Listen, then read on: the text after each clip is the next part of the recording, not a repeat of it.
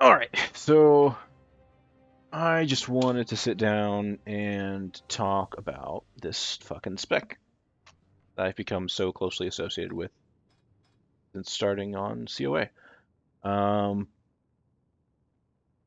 going to start with just like the core abilities, and then I'll kind of work into the talents. So we're only going to be looking at DPS-oriented abilities. I'll probably do healer in a different video. I might leave that to somebody else, because DPS is what my focus is. So,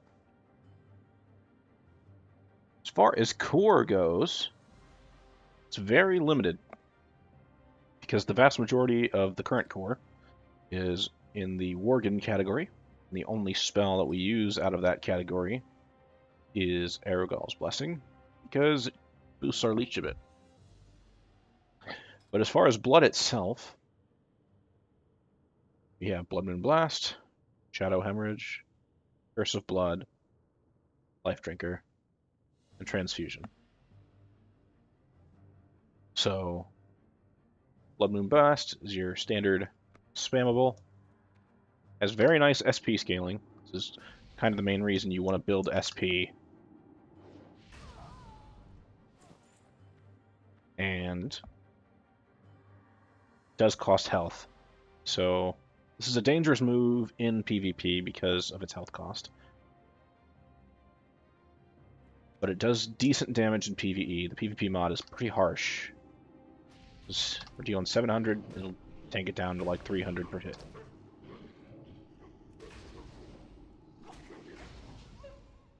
And it's doing damage to yourself, which hurts a lot. And it also is your rage builder. What's one option for a rage builder? Once you talent up, you'll stop using it for its rage, really. At least it's your rage builder in combat. You have a different rage builder for most purposes as far as opening goes. Then, of course, the main dot, Shadow Hemorrhage. It's marked as magic, but it is a bleed, which is why you can use bleed-based mechanics with it. You guys got immunity to magic. And it's just a strong dot. That's all it is. It's very strong for a cheap 10 rage dot.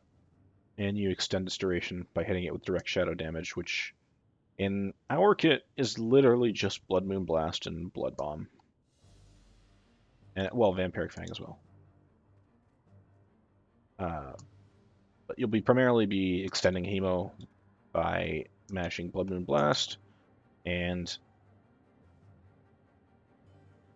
occasionally get a little extra tick whenever you cast Vampiric Fang to open up with Essence Harvester, at least for as long as that talent lasts. Who knows? And finally, some Rage. You have Life Drinker, which is our big damage move, our Sustain, and our Rage Spender. It's the only thing we use Rage on.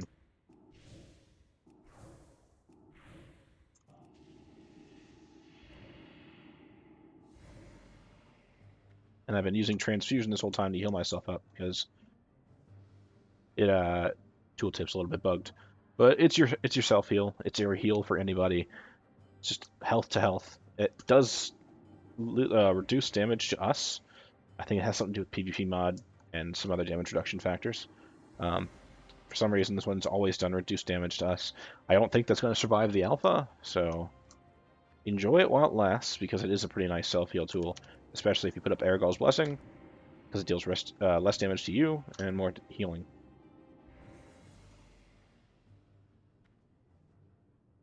And the class buff, Sanguine Shield.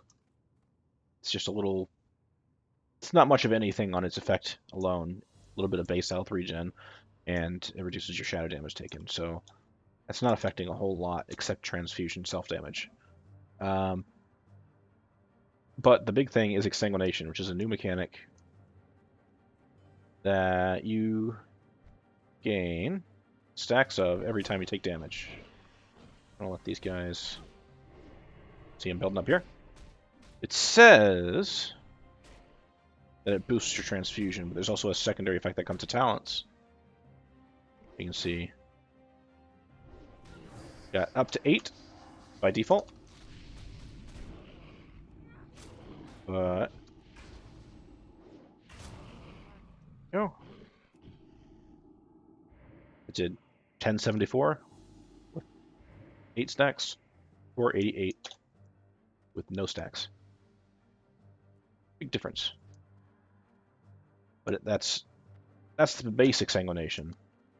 Once we get into talents here, because we're all done with core already, we have Blood Bomb. And right there in that second paragraph in the tooltip, 8% less health cost and 8% reduced cast time for each stack of Sanguination. And that's the meat, the bread and butter of your PvE DPS rotation. Because you're going to want all those stacks. Self-damage from spells will also grant you those stacks. Any kind of damage. Damage you deal to yourself, damage you take from the enemy. I can do Blood Tap to refresh it and add more stacks. Use Blood Moon Blast.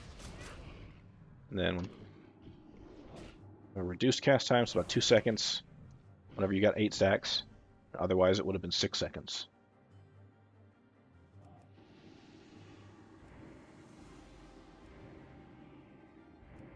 And Blood Bomb, sorry, is our massive nuke. It's also AoE, so if I bring this guy, or let's just aggro a few people over here. Let's get those stacks up. And I'll cast on this guy actually, or just watch it bounce. It's an AoE tool. It's a little bit of Avenger's Shield action with the bouncing.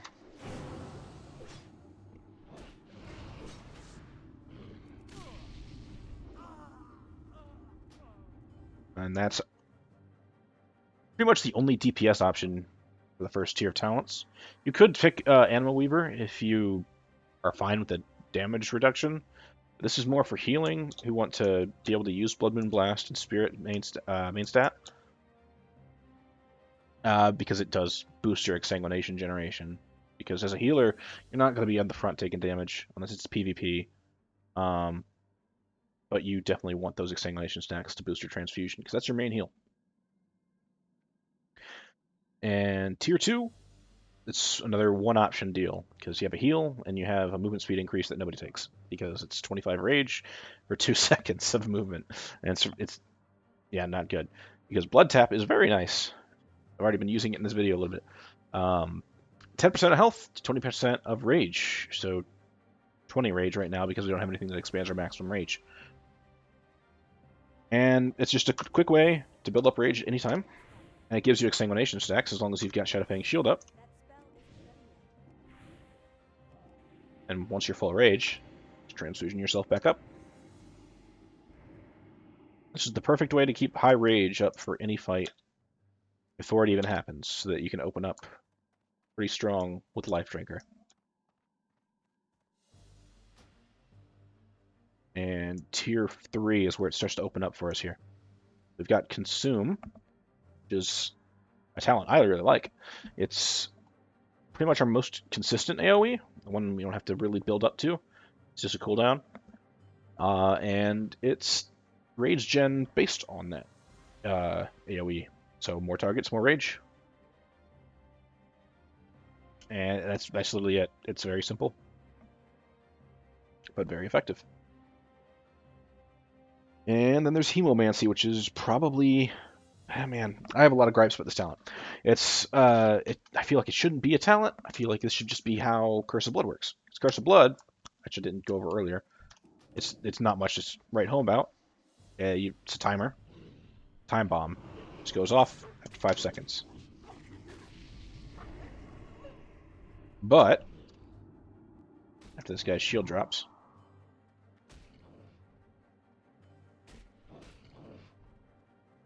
so yeah, put this on him. So I've got Hemomancy, put Hemo on him, and it just spread Hemo to all of these horses, or that horse particularly because of LOS. I'm getting my ass beat.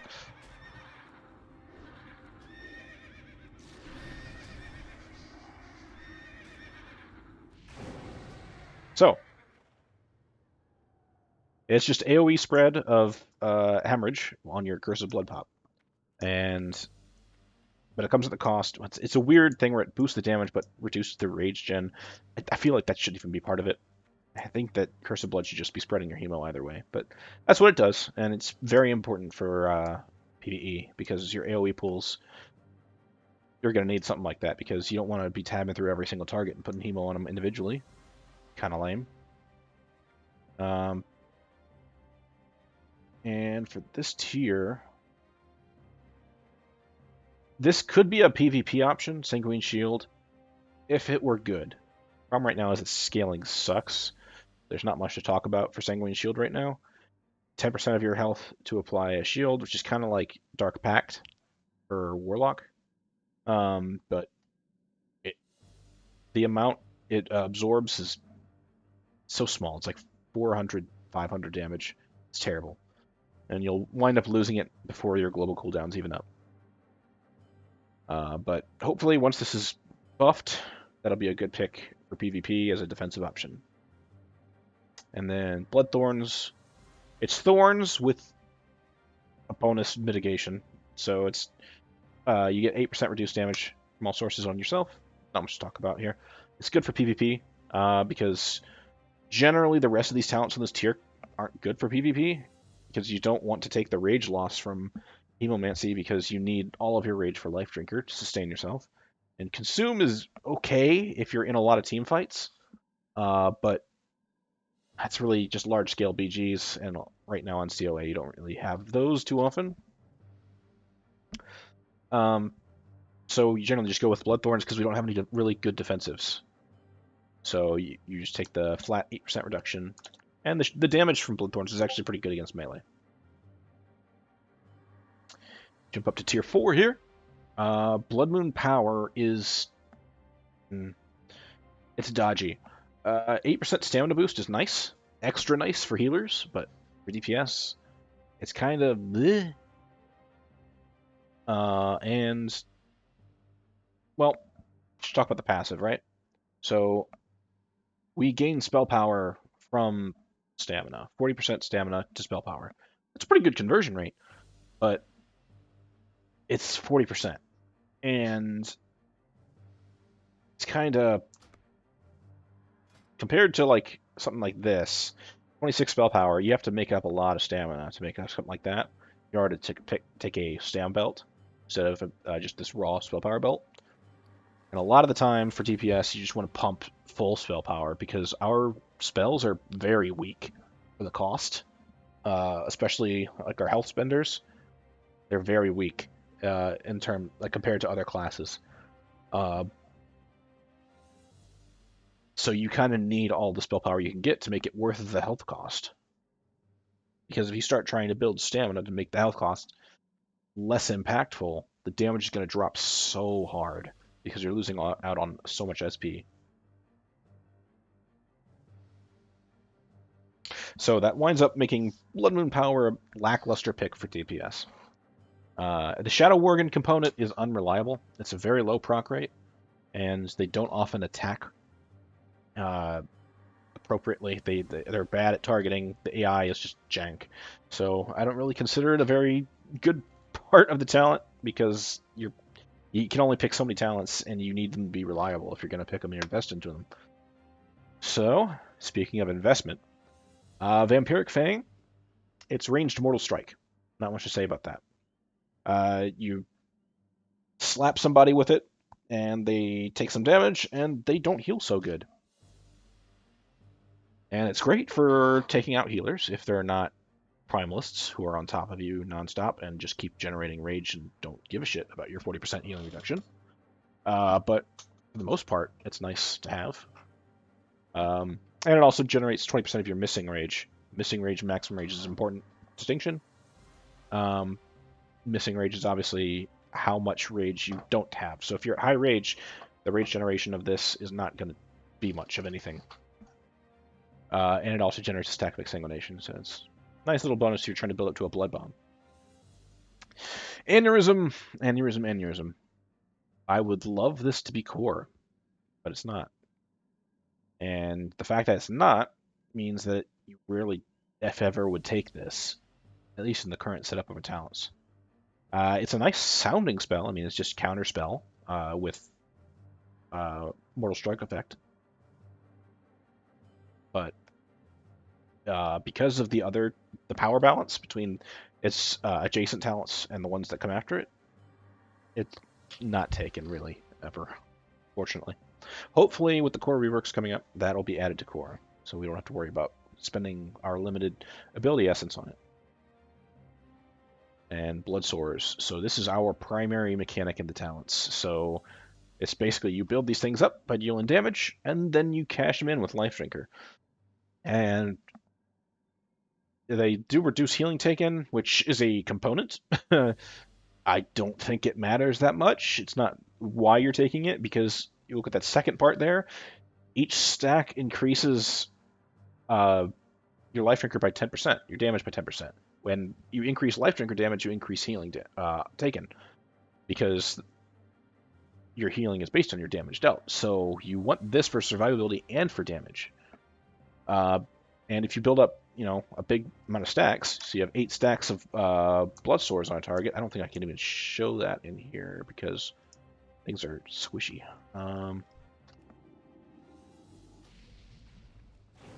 There's one. So yeah, you saw the way that started to ramp up a bit. That's how Life Drinker works with blood sores. So the more stacks you have when you cast Life Drinker, it'll keep consuming stacks one by one and ramping up the damage up until you're dealing like 600 to 800 damage per tick. And it's kind of insane.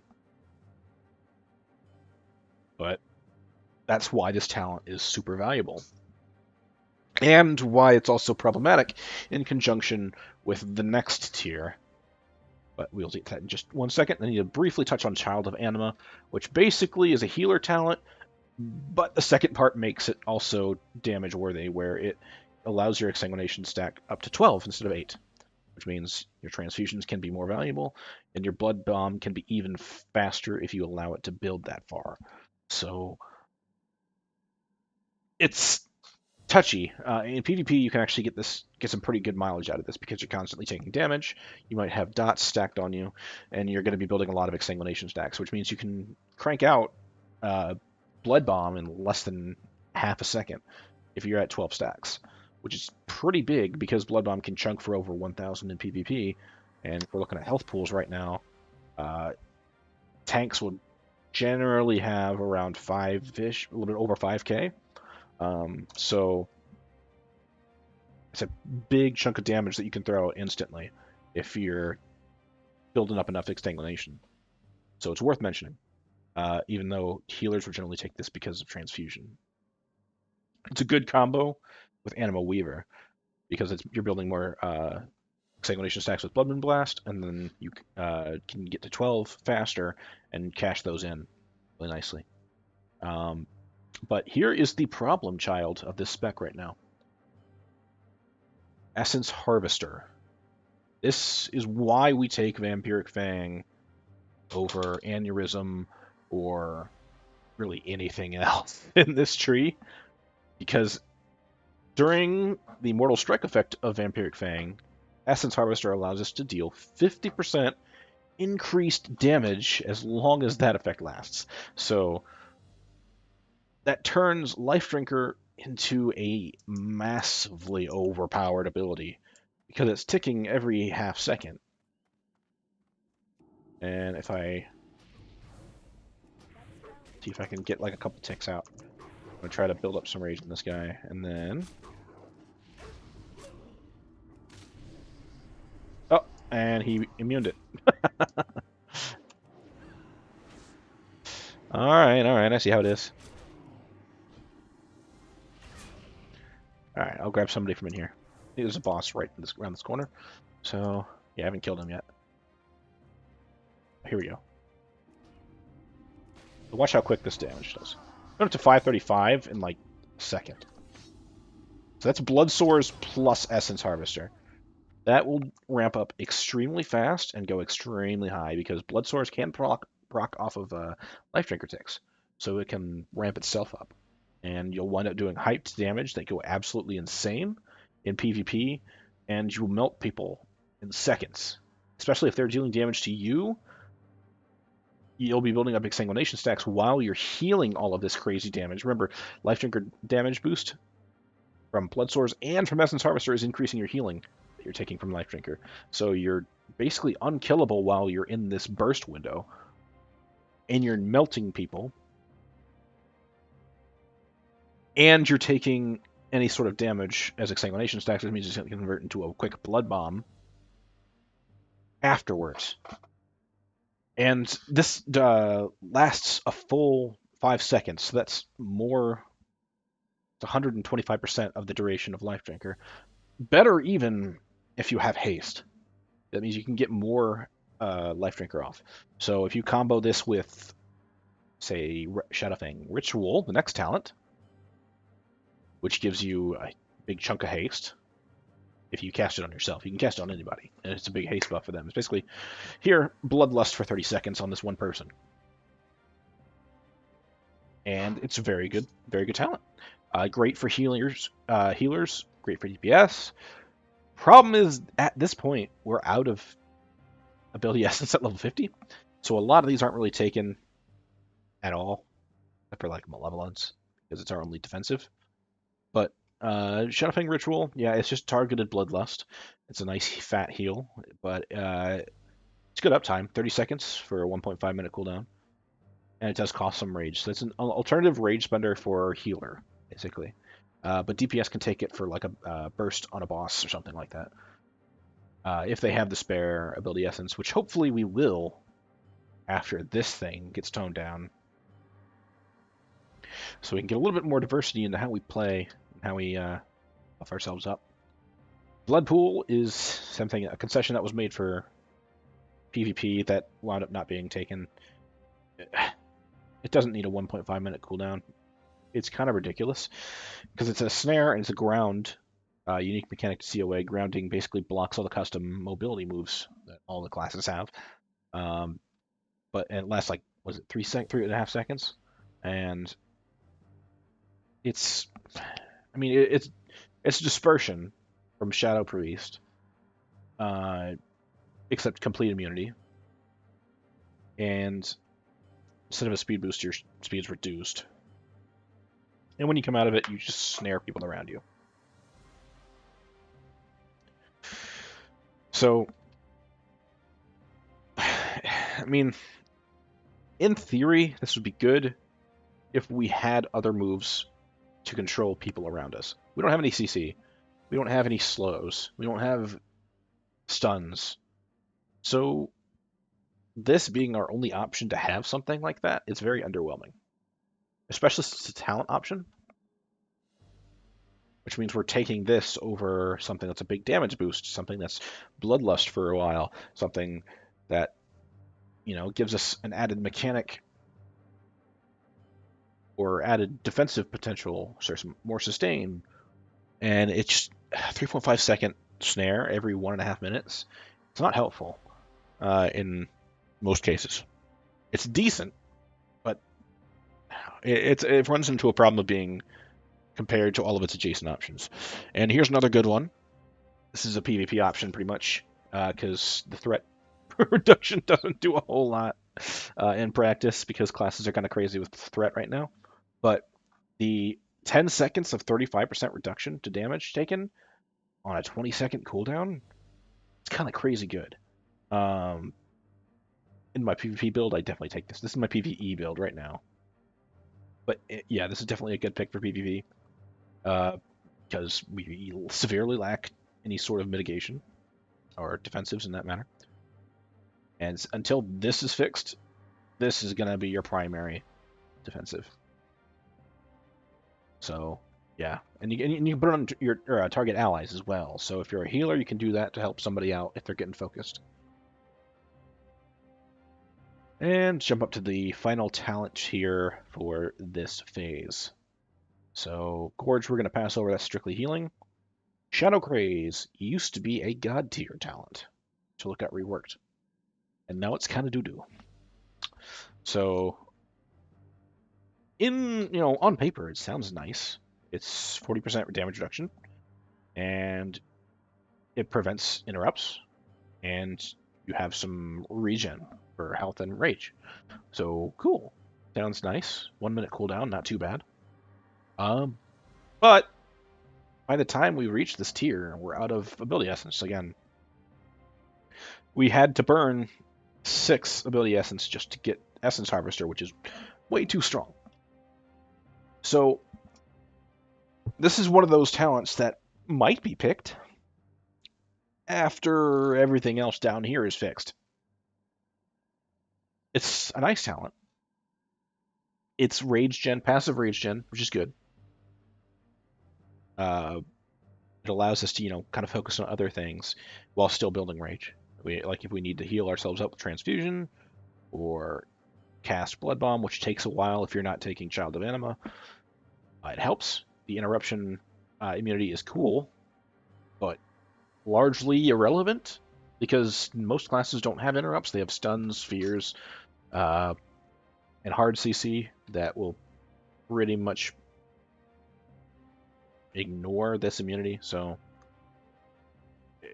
if interrupts were more universal and there wasn't so much crazy shit other classes could do, or force movement especially, because this is something you'd want to do during Life Drinker as well, so that you can't get interrupted during your burst window, or at least allow yourself to leech some. But you're not going to get interrupted by an interrupt. It's going to be something else. Vampiric Thirst is it's meant to combo with a healer talent, but it also had Blood Bomb synergy tacked onto it, kind of as an afterthought, because it reduces the cast time. It's like Exsanguination, but because you gain stacks when you take damage, but it only stacks up to 3 times, but it gives you a much bigger chunk of cast time reduction on Blood Bomb, but it doesn't affect the cost.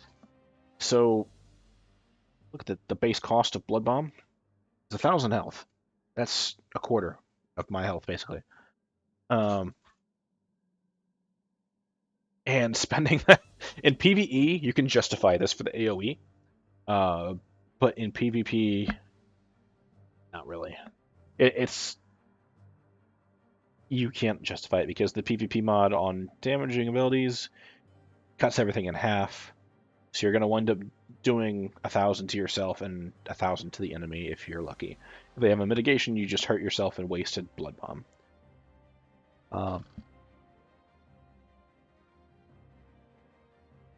And yeah, that's unfortunate. But for healer, Vampiric Thirst is actually pretty good, and we'll talk about that when I get to healing another time.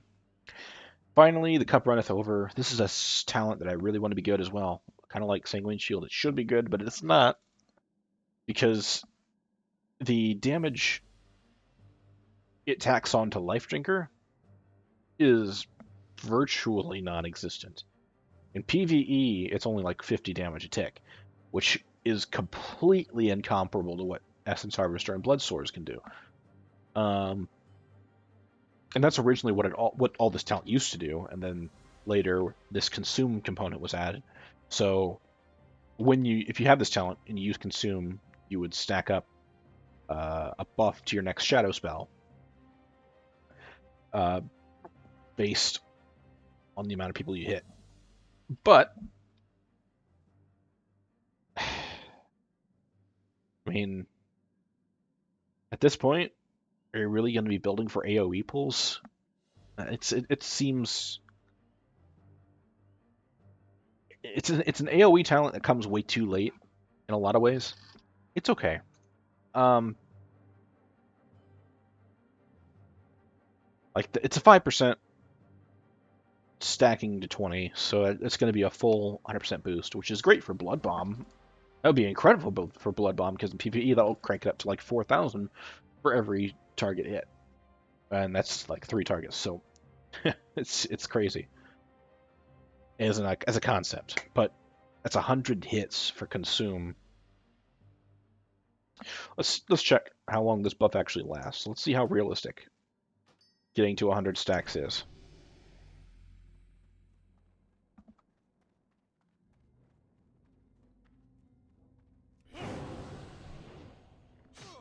Or it doesn't work at all.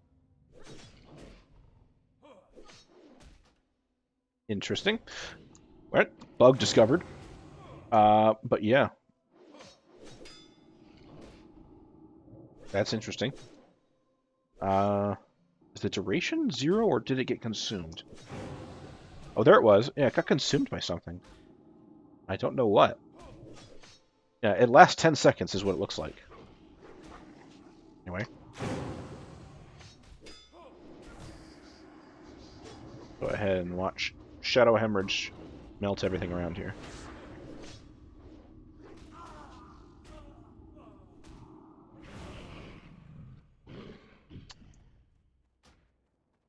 Yeah, so that's a bug discovered, and I'll report that. But yeah, 10-second buff to build 100 stacks. What's the cooldown? It's not even long enough for the cooldown for Consume to recharge. I would probably advocate that to be changed to like 15 seconds, so that you can at least kind of ramp it progressively. But I mean, it's the next spell cast, so maybe change it from next spell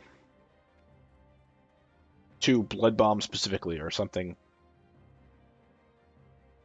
Something at all, because I don't see that being a very useful mechanic even in AoE pools. But we've got some good stuff to look forward to in this next tier, especially to get some extra rage gen and some damage taken increased.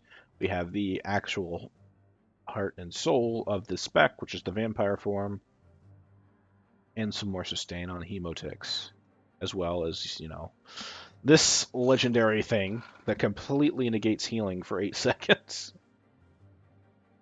And it's our one and only slow. Costs 100 rage, just a little bit of rage, 100 rage, but a lot of cool stuff coming to the Spec in the next phase. But right now it's got some problems to overcome. As fun as it is to be able to melt people, it's not how I want the Spec to play. It doesn't feel right to just have everything rely on Life Drinker. You have Blood Swords, you have Essence Harvester. That's where all of our damage is, and it's annoying. But in PvP, it's where all of your sustain is too. So you're pretty much always casting Life Drinker at every given opportunity, unless you're just like sitting in the back line of your team, not getting focused. So, yep, that is Blood DPS.